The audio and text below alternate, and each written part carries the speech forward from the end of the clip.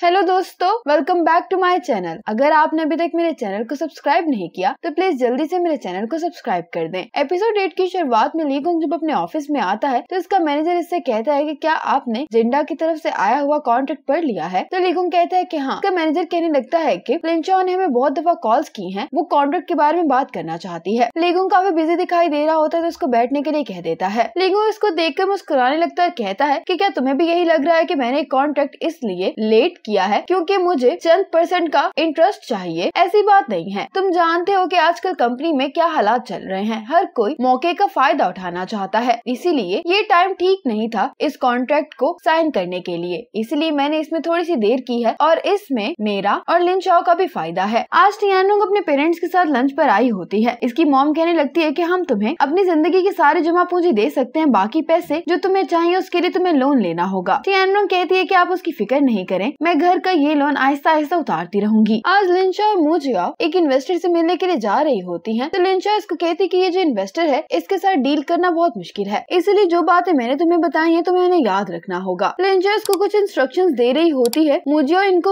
अपने फोन में लिखने वाली होती है। तो लिन चाओ इसको कहती है कि अपने दिमाग में ये सब कुछ याद कर लो, तुम्हें ये सब कुछ खुद से याद करना होगा। फिर ये लोग जब यहाँ पर आ जाते हैं तो मू जियाओ थोड़ी सी नर्वस दिखाई दे रही होती है। ये लोग ली गोंग से मिलने के लिए आई होती है। ली गोंग जब लिन चाओ को हेलो बोल रहा होता है तो मू जियाओ इसको बहुत गौर से देख रही होती है क्योंकि ये दोनों पहले भी मिल चुके हैं। लिन चाओ इन दोनों का इंट्रोडक्शन करवाती है तो ये मू जियाओ को बताती है कि ये डॉन ग्रुप के प्रेसिडेंट है। ली गोंग कहता है कि मैं सीधा मुद्दे पर आऊंगा, मैंने ये कॉन्ट्रैक्ट जानबूझकर डिले किया है क्योंकि मेरी कंपनी के अंदर कुछ मसला चल रहा था। लिन चाओ कहती है कि मैं आपको जानती हूँ कि आप चंद पैसों के मुनाफे के लिए प्रोजेक्ट में देरी नहीं कर सकते हैं। अब ये लोग यहीं पर बैठकर इस कॉन्ट्रैक्ट को सेट कर रहे होते हैं। फिर जब ये लोग लंच कर रहे होते हैं तो ली गोंग लिन चाओ से कहता है कि तुम्हारी असिस्टेंट बहुत ही अच्छी है और ये बहुत स्मार्ट भी है। लिन चाओ कहती है कि आपके साथ कॉन्ट्रैक्ट के लिए मुझे किसी स्मार्ट हेल्पर की ही जरूरत थी। रास्ते में आते हुए लिन चाओ ने मू जियाओ से कहा होता है कि मैंने रेस्टोरेंट के अंदर एक स्पेशल वाइन बुक करवाई हुई है, अगर हमारा क्लाइंट इस वाइन के स्पेशल टेस्ट के बारे में पूछे तो तुम्हें ये सब कुछ कहना है। अब मू जियाओ को ये बात याद आती है तो ये ली गोंग से कहने लगती है कि क्या आप ब्लूबेरीज के स्पेशल टेस्ट को इस वाइन में फील कर रहे हैं। ये इस वाइन की खुसूसियत बताने लगती है। लिन चाओ इसको रोक रही होती है और ली गोंग भी इसकी बातें सुनकर हंस रहा होता है। इतने में ये कॉल करने के लिए साइड में चला जाता है तो लिन चाओ इसको बताती है कि मैं तुम्हें बताना भूल गई कि जो वाइन मैंने पहले बुक की थी वो रेस्टोरेंट वालों के पास नहीं थी, तो ये डिफरेंट वाइन है। मुझे थोड़ा सा परेशान हो जाती है कि अब क्या होगा। तो लिन चाओ कहती है कि तुम टेंशन नहीं लो। मुझे कहती है कि क्या मेरी इस बेवकूफी की हरकत से हमारी डील पर भी कोई असर पड़ेगा। लिन चाओ मुस्कुराते हुए कहती है कि तुम तो बिला वजह में ही ज्यादा परेशान हो रही हो। घर पर आने के बाद मू जियाओ टियानोंग के साथ उस वाइन के टेस्ट के बारे में पता लगा रही होती है। टियानोंग कहती है कि तुम ये सब कुछ क्यों जानना चाह रही हो। तो मू जियाओ कहती है कि अब से हम प्रेसिडेंट ली के साथ काम करेंगे, मैं तो उनके सामने ऐसे बिहेव कर रही थी जैसे मुझे तो इस वाइन के बारे में बहुत ही कुछ पता है, लेकिन मैंने अपनी इस हरकत से ही खुद को उनके सामने शर्मिंदा कर लिया है। लेकिन टियानोंग तो मू जियाओ की शक्ल देखकर हंसी आ रही होती है। मू जियाओ की मॉम जिटियन को कॉल करती और कहती है कि क्या तुम और मू जियाओ चाइनीज न्यू ईयर पर हमारे घर आ सकते हो। मू जियाओ के अंकल आंटी तुम लोगों को मुबारकबाद देना चाह रहे हैं क्योंकि तुम लोगों ने बीजिंग में घर खरीद लिया है। जिटियन कहते हैं कि आंट आप ये बात मू जियाओ को कॉल करके खुद ही पूछ ले। आंट कह रही होती कि फैसला तुम करो या मू जियाओ, बात तो एक ही है ना। जिटियन फिर बता ही देता है कि मेरा और मू जियाओ का कुछ अर्सा पहले ब्रेकअप हो गया है। ये खबर मू जियाओ की मॉम के लिए तो बहुत हैरान कर देने वाली होती है। जिटियन माफी मांग कर कॉल बंद कर देता है। लिन चाओ मू जियाओ के पास आते हुए कहती है कि हमारा डॉन ग्रुप के साथ जो कॉन्ट्रैक्ट चल रहा है उसकी इंचार्ज तुम हो। ये सुनकर मू जियाओ हैरान होती है तो लिन चाओ कहती है कि क्यों, क्या तुम ये हैंडल नहीं कर सकती हो। मू जियाओ कहती है कि ऐसी बात नहीं है। फिर मू जियाओ को उसकी मॉम की कॉल आती है, वो पूछती है कि तुमने जिटियन के साथ ब्रेकअप क्यों किया है। मू जियाओ अपनी मॉम को सब कुछ बताने वाली होती है कि इसकी मॉम गुस्सा करने लगती है कि मैंने तुम्हारे सब रिश्तेदारों को बता दिया है कि तुम दोनों जल्दी शादी करने वाले और तुम लोगों ने घर भी खरीद लिया है और अब तुम ऊपर से मुझे ये खबर दे रही हो कि तुमने जिटियन के साथ ब्रेकअप कर लिया है। मॉम कहती है कि क्या तुमने ब्रेकअप किया है। मुझे अपनी मॉम से कहती है कि नहीं, हम दोनों ने मिलकर ये फैसला किया है। मुझे अपनी मॉम को ये बताने की कोशिश कर रही होती है कि आजकल के दौर में ब्रेकअप करना एक नॉर्मल बात है। तो मॉम कहती है कि तुम्हें मुझे कोई ऐसी वजह बतानी होगी जिसके साथ मैं सहमत हो सकूं। मुझे कहती है कि मॉम रिलेशनशिप्स में मसले हो ही जाते हैं और वैसे भी ये अच्छा नहीं है कि हम लोग आराम से अलहदा हो गए बजाय इसके कि हम लड़ के अलहदा होते। तो मॉम इस बात पर परेशान होकर कहने लगती है कि तुमने 7 साल उसके साथ गुजारे हैं, अब तुम उसे इतनी आसानी से नहीं छोड़ सकती हो। मेरी मानो तो तुम्हें उससे बात करनी चाहिए। मुझे अपनी मॉम को समझा नहीं पा रही होती तो ये काम का बहाना करके फोन बंद कर देती है। आज मू जियाओ ली गोंग के ऑफिस आती है उससे मिलने के लिए। मुझे लीगोंग से कहती है कि हमने कॉन्ट्रैक्ट को अपडेट कर दिया है, आप इसे चेक कर सकते हैं। लीगोंग कहता है कि तुमने तो बहुत ही जल्दी काम कर लिया है। मुजिया कहती है कि थैंक यू। मुजिया कहती है कि मैं आपका इसलिए शुक्रिया अदा कर रही हूँ कि आपने लिन चाओ को ये नहीं बताया कि आप मुझे पहले से जानते हैं। लीगोंग कहने लगता है कि मैं बहुत टाइम से तुम्हारे साथ काम करने का सोच रहा था। मैंने जिंडा के साथ काम करने का फैसला इसलिए लिया क्योंकि जिंडा अपने काम में मशहूर है और लिन चाओ की अपने करियर में बहुत अच्छी शोहरत है। मुझे इसकी बातें सुनकर बहुत ज्यादा मुस्कुरा रही होती है तो लीगोंग कहता है कि तुम बहुत ज्यादा स्माइल करती हो, लेकिन तुम मुस्कुराते हुए काफी अच्छी भी लगती हो। फिर लीगोंग अपने ऑफिस से वाइन की एक बोतल निकाल कर लाता है। लीगोंग ये वाइन की बोतल मुजिया को देते हुए कहता है कि अब हम दोनों साथ में काम करने वाले हैं, इसलिए ये मेरी तरफ से तुम्हें एक गिफ्ट है। मुजिया कहती है कि मैं बहुत कम ड्रिंक करती हूँ। लीगोंग कहता है कि इसलिए तो तुम्हें ट्राई करनी चाहिए। मुजिया कहती है कि इतनी महंगी वाइन आप मुझे दे रहे हैं, अगर मैं पीऊंगी नहीं तो ये जाया हो जाएगी। लीगोंग कहता है कि कॉन्ट्रैक्ट में मैं पार्टी ए हूँ और तुम पार्टी बी, इसीलिए तुम वही करोगी जैसा मैं कहूँगा। फिर मुजिया की बात मानते हुए वाइन एक्सेप्ट कर ही लेती है। मुजिया कहती है कि जब आप कॉन्ट्रैक्ट चेक कर लेंगे तो मैं कॉन्ट्रैक्ट लेने के लिए आ जाऊंगी। ये कहकर मुझे यहाँ से चली जाती है। मुझे वापस आकर सोच रही होती कि तो वही वाइन है जो लिन चाओ ऑर्डर करना चाहती थी और फिर यही सोचते हुए मुझे अपना काम कर रही होती है। ज़ेटियन जब अपने पेरेंट्स के साथ बैठ कर खाना खा रहा होता है तो डोर नॉक होता है। ज़ेटियन दरवाजा खोलने के लिए जाता है तो मुजिया की मॉम आई होती है और अब ज़ेटियन मुजिया को कॉल करके बता देता है कि तुम्हारी मॉम मेरे घर पर आई हुई है। मुजिया की मॉम ज़ेटियन को इसकी फेवरेट डिश दे रही होती है और इससे कहती है कि तुम अपनी सेहत का ख्याल रखो। ज़ेटियन की मॉम कहने लगती है कि अब जो कुछ हो गया है हम उसे बदल नहीं सकते हैं। मुजिया की मॉम कहती है कि ये दोनों अभी भी एक दूसरे को प्यार करते हैं, अगर हम बात करें तो कोई रास्ता निकल सकता है। ज़ेटियन की मॉम कहती है कि पहले हम भी यही सोचते थे, लेकिन अब इनकी सिचुएशन को देखकर हमें अंदाजा हो रहा है कि इन्होंने जो भी फैसला किया है वो ठीक है। मुजिया की मॉम कहने लगती है ये दोनों ही यंग है, इन दोनों में ही कुछ अच्छाइयाँ भी हैं और खराबियाँ भी। अब यहाँ पर ज़ेटियन की मॉम ये शिकायत करने लगती है कि हमने बहुत दफा खानों पर मुजिया का वेट किया है, लेकिन अब वो अपने काम में इतनी बिजी हो गई है कि उसके पास न मेरे बेटे के लिए टाइम और ना ही हमारे लिए। मॉम ये भी कहती है कि अगर ये लोग घर खरीद भी लेते तो मेरे बेटे को ही लोन की किस्तें अदा करनी पड़ती, जिसकी वजह से मेरे बेटे को बहुत सफर करना पड़ता। ज़ेटियन को ये सब बातें अच्छी नहीं लग रही होती तो अपने पेरेंट्स से कहता है कि ब्रांड न्यू अपार्टमेंट खरीदने का आइडिया मेरा था, मुजिया का नहीं था। तो मॉम इसको ही डांटने लगती है कि तुम वही काम करते जिसकी वजह से मुजिया खुश होती है। ये सब बातें सुनकर मुजिया की मॉम भी अब शर्मिंदा हो गई होती है और इतने में यहाँ पर मुजिया भी आ जाती है। मुजिया आके ज़ेटियन की मॉम को थैंक यू कहती कि आपने जो मेरे लिए डम्पलिंग्स बनाए थे वो बहुत ही मजेदार थे। ये बात सुनने के बाद ज़ेटियन की मॉम थोड़ी सी इमोशनल हो जाती हैं। मुजिया की मॉम भी रो रही होती हैं। मुजिया कहती है कि मैं जान गई हूँ कि सभी मॉम्स एक जैसी होती हैं। ज़ेटियन की मॉम को मेरी ज्यादा फिक्र होती है और मेरी मॉम को ज़ेटियन की, और कहने लगती है कि मेरी मॉम को बस हमारे फ्यूचर की फिक्र थी। हमने घर खरीदने के लिए पैसे कम दिए थे, लेकिन मेरी मॉम के पास बस इतने ही पैसे थे। मुजिया की मॉम तो इसको अभी भी फोर्स कर रही होती है कि ज़ेटियन बहुत अच्छा लड़का है तो मैं उससे बात करनी चाहिए। मुझे अपनी मॉम को यहाँ से लेकर जाने वाली होती है कि ज़ेटियन के डैड इनको यहाँ पर रोक लेते हैं। ज़ेटियन के डैड मुजिया की मॉम को इनके आधे पैसे वापस कर रहे होते हैं, लेकिन मुजिया की मॉम ये लेने से इनकार कर देती है। लेकिन मुजिया ये पैसे एक्सेप्ट कर लेती है और फिर यहाँ से बाहर निकल आती है। मुजिया ये पैसे लेकर चिंग के घर पर आ गई होती है। मुजिया बहुत ही दुखी दिखाई दे रही होती है। चिंग से कहती है कि मैंने कभी नहीं सोचा था कि मेरा पहला प्यार पैसों के साथ खत्म होगा। मुजिया चिंग से कहती है कि इन पैसों से कोई इन्वेस्टमेंट कर लो, जब हम इन पैसों से प्रॉफिट गेन कर लेंगे तो मैं ये पैसे ज़ेटियन को वापस कर दूंगी। टियानरोंग के पेरेंट्स सब अपने होम टाउन वापस जा रहे होते हैं तो मॉम इसको कार्ड देकर कहती है कि ये सारे पैसे हैं, तुम अपने लिए जिस तरह का भी घर चाहती वो खरीद लो। लेकिन इसकी मॉम गुस्से में दिखाई दे रही होती है क्योंकि टियानरोंग ये घर फैन के साथ ब्रेकअप हो जाने की वजह से खरीदना चाहती होती है। डैड कहते हैं कि तुम्हारी मॉम सिर्फ थोड़ी देर के लिए गुस्सा कर रही है, अगर तुम्हें फिर भी कोई परेशानी हो तो हमेशा अपने डैड को कॉल करना। अब मुजिया लिन चाओ के पास जाती है और उसे कहती है कि मैंने लीगोंग को कल कॉन्ट्रैक्ट डिलीवर कर दिया था, आप मेरे साथ नहीं गई थी इसलिए उन्होंने ये वाइन आपके लिए भेजी है। लिन चाओ कहती है कि मुझे लीगोंग का शुक्रिया अदा करने के लिए कॉल करनी होगी। फिर ये लीगोंग को कॉल कर लेती है। लीगोंग लिन चाओ का थैंक यू तो एक्सेप्ट कर लेता है, लेकिन इसको ये बात अच्छी नहीं लगती क्योंकि ये वाइन इसने मुजिया को गिफ्ट की होती है। अब सभी लोग काम पर लग गए होते हैं क्योंकि जिंडा के लिए ये वाला प्रोजेक्ट बहुत ही अहम होता है। अगले दिन मुजिया कंस्ट्रक्शन साइट पर काम चेक करने के लिए जाती तो यहाँ पर लीगोंग भी आया होता है। लीगोंग इसकी यहाँ पर आने में मदद करता है। आज जब मुजिया घर पर पहुँचती है तो टियानरोंग किसी काम में बिजी दिखाई दे रही होती। मुजिया कहती है कि तुम क्या कर रही हो, तो टियानरोंग कहती है कि मैंने 3 अपार्टमेंट खरीदने का ऑर्डर दे दिया है। ये बात सुनकर तो मुजिया बहुत ज्यादा हैरान होती है और इसी मोमेंट पर एपिसोड 8 खत्म हो जाती है।